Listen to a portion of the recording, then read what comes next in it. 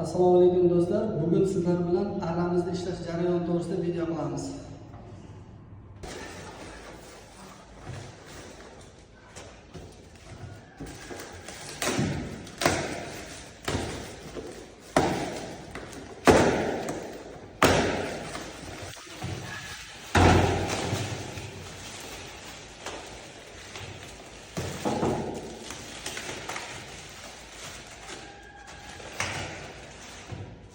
Hurmatli mijozlar, biz mana go'sht kesadigan go'sht suyak arrasini olib keldik. Xudo xolasa mana bugun birinchi mijozimizda go'shtni kesib beramiz.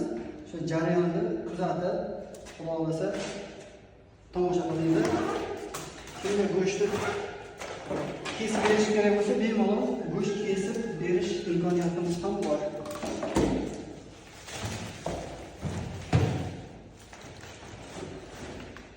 Go'sht kesishdan oldin tarozilaymiz.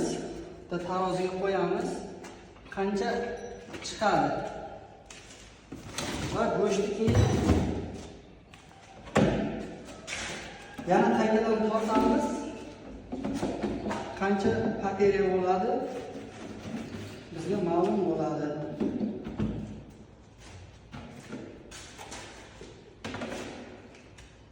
Taran chiqaramiz, nolga qo'ydik.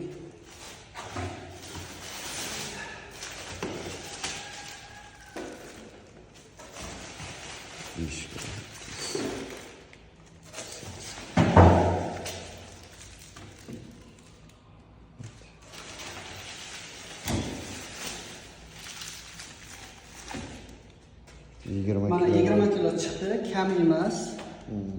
Точно. Коробкасini tashqari. Korobkasini yoqamiz.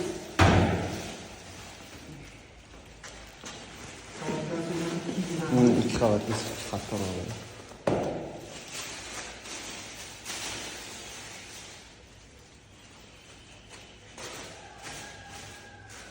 Joyimizni ozgina tartibsizlik uchun uzr so'raymiz.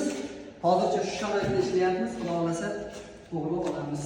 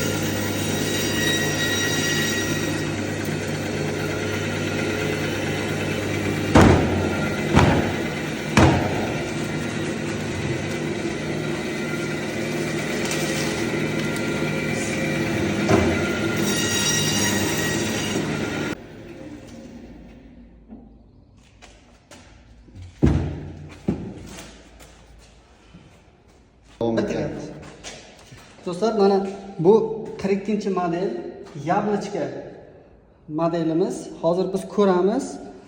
Demak, tarozilaymiz. Qancha pateriya qildi arramiz. Biz taramiz chiqarilgan, shu tovarani o'zini to'g'ridan-to'g'ri qo'yamiz.